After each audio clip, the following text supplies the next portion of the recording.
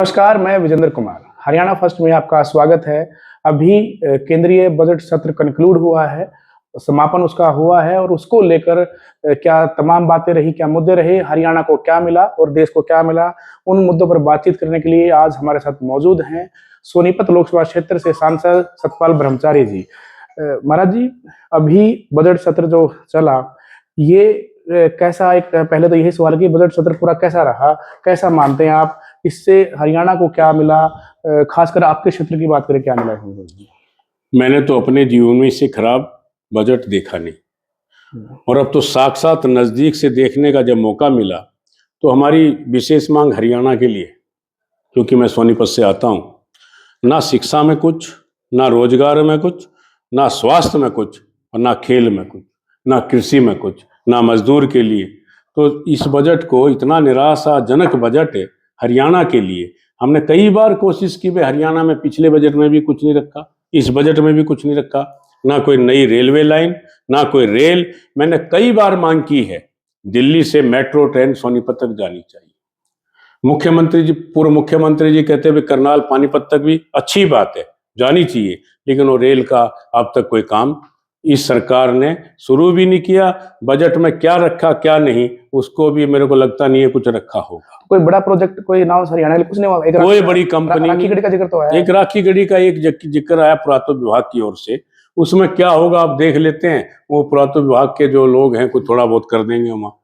लेकिन दुर्भाग्य की बात है कि हरियाणा में कोई बड़ी कंपनी आनी चाहिए थी, कुछ उसके औद्योगिक क्षेत्र की कार्रवाई होनी चाहिए थी, क्योंकि हरियाणा में इतना अब बेरोजगारी, पूरे भारत में अगर किसी का पहला नंबर है तो हरियाणा का है। हरियाणा की कृषि से संबंधित था, वो आप देख रहे हैं अमेरिका ने रोज की रोज भाई दूध वहां से आएगा, मक्खन वहां से आएगा, घी वहां से आएगा, ज्वार वहां से आएगी, लाल ज्वार। अगर दालें भी वहां से आएंगी तो हमारा किसान क्या करेगा? यूएस ट्रेड डील की बात की आपने, उसको लेकर ये संसद जो सत्र है काफी हंगामेदार रहा और आज भी हमने देखा कि आप लोगों ने वॉकआउट किया और स्थगित की गई कार्रवाई। ये क्या मतलब, क्यों विरोध है? देखिए, भारतीय जनता पार्टी के कुछ सांसद, कुछ मंत्री ऐसी गड़बड़ करते हैं।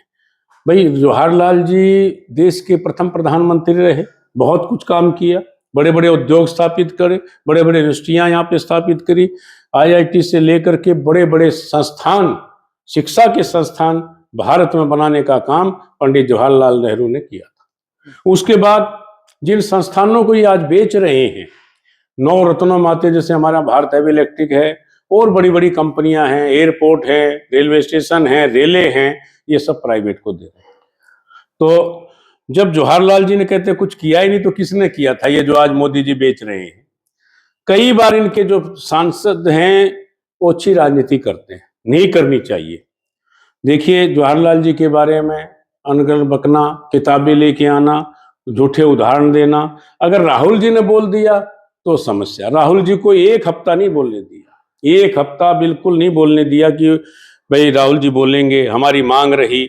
जो हमारे सांसद, कई सांसदों ने जो विरोध किया तो उनको सस्पेंड कर दिया। इसमें आपने कहा कि अलग अलग चीजें बेच रहे हैं मोदी जी, देश के प्रधानमंत्री। अब विपक्ष भी आरोप लगा रहा है और लोग भी आवाज उठा रहे हैं। तो इंडो यूएस ट्रेड डील जो हुई है, समझौता आजादी के बाद पहली बार कृषि में अंतर्राष्ट्रीय स्तर पर समझौता हुआ है कि आयात होगा बहुत कम टैरिफ पे, जीरो टैरिफ पे। उसको लेकर आप लोगों को क्या डर है? और खासकर किसानों ने बड़ी कॉल दी, इसको प्रोटेस्ट करेंगे, अब तो कहेंगे किसानों को ही बेच दिया है, इस तरीके से, इस तरह की बातें करेंगे। हमने मांग उठाई है जबरदस्त, देखेंगे आप। हमारे सारे एमपीओ ने, चाहे दीपेंद्र जी हों और चौधरी जेपी साहब हों, वरुण जी हों, हम हों, जो भी हमारे कांग्रेस के एमपी, सब ने ये मांग की है कि वे किसान को बेचा है। और सबसे ज्यादा नुकसान किसान का हरियाणा में, क्योंकि हरियाणा कृषि प्रधान प्रदेश है। तो पूरे देश में कृषि को तो बर्बाद करने का काम इस सरकार ने किया है। वो कहते हैं ना, गिरवी रख दिया अमेरिका की। भाई अमेरिका से जो सामान आएगा, दूध उनका आएगा, घी उनका आएगा, दालें उनकी आएंगी और लाल ज्वार उनकी आएगी।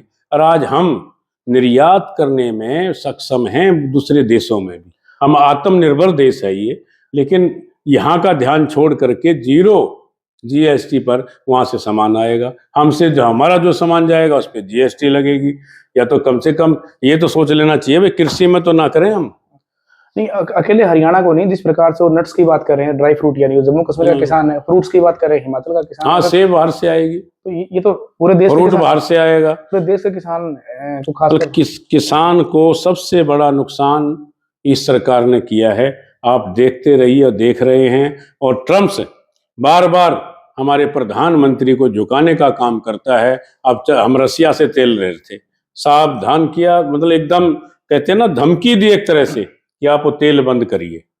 हमारे नेता राहुल गांधी जी ने कई चीजें उठाई हैं, आपने सदन में भी देखा होगा, हमारे कई साथियों ने उठाया, बजट पे भी बोले हैं, लेकिन दुर्भाग्य की बात है कि विपक्ष की बात ये सरकार सुनते नहीं। अपने बार बार झुकने का बात की कि मोदी झुक रहे हैं ट्रम्प के सामने। राहुल गांधी ने भी बाहर, जो लीडर ऑफ अपोजिशन ने कहा कि अभी इनके पास, अमेरिका के पास एक एप्स्टीन फाइल्स है जिसमें काफी बड़े बिलियनर्स के नाम आए हैं, उनमें इनका भी कुछ काफी माल आना बाकी। क्या ये भी एक बात हो सकती है कि डरे हुए हैं? एक बड़ा मुद्दा है। कुछ न कुछ कारण जरूर है, ये मुझे जानकारी नहीं कारण क्या है, लेकिन कुछ न कुछ इसमें कारण है जो मोदी जीतने उनके दबाव में। इस मुद्दे पे बात क्यों नहीं करने दे रहे संसद में? राहुल गांधी ने भी, आपने भी, आप जो सांसद हैं, बोलने की कोशिश की, इस मुद्दे पर बोलने की कोशिश की, या यूएस ट्रेड डील पे बोलने की कोशिश, क्यों नहीं बोलने दिया जा रहा? तो क्या संसद के अंदर भी मतलब सांसद नहीं? देखिए, बहुमत भारतीय जनता पार्टी का है, वो बहुमत से पास करा लेते हैं, लेकिन विपक्ष की भूमिका बहुत बढ़िया रही है।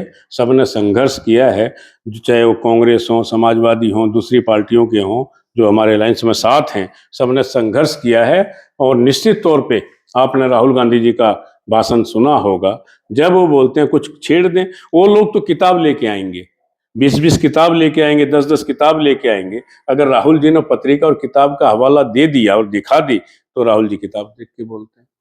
तो कुल मिलाकर 10 में से कितने नंबर दो? आखिरी सवाल मेरा है आपसे, इस बजट सत्र को जो चला, 10 में से कितने नंबर मारे? मेरी तरफ से तो 0 है।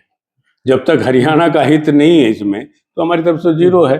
बिल्कुल खुलकर बात की सतपाल महाराज जी ने, सोनीपत लोकसभा क्षेत्र से सांसद हैं, और अभी जो बजट सत्र चला उसको लेकर इन्होंने प्रतिक्रिया दी है कि हरियाणा को कुछ नहीं मिला। और खास बड़ा मुद्दा रहा इंडो यूएस ट्रेड डील, जो आजादी के बाद पहली बार अंतर्राष्ट्रीय स्तर पर कृषि क्षेत्र में डील हुई है, उसको लेकर विपक्ष ने काफी हंगामा किया, वॉकआउट किया, और इस पर यह संघर्ष भी अपना जारी रखेंगे। और इस बजट को काफी निराशाजनक बता रहे हैं, 10 में से 0 नंबर देने का काम कर रहे हैं। आप इस बजट सत्र पर क्या सोचते हैं? और जो मुद्दे चले हुए हैं, इंडो यूएस ट्रेड डील, खासकर एग्रीकल्चर फील्ड में, और एप्स्टीन फाइल्स का मुद्दा पूरे देश पर, पूरी दुनिया में चला, उस पर आप क्या सोचते हैं? अपनी कमेंट बॉक्स में राय दें। आप चैनल को सब्सक्राइब जरूर करें और वीडियो को ज्यादा से ज्यादा शेयर करें। नमस्कार।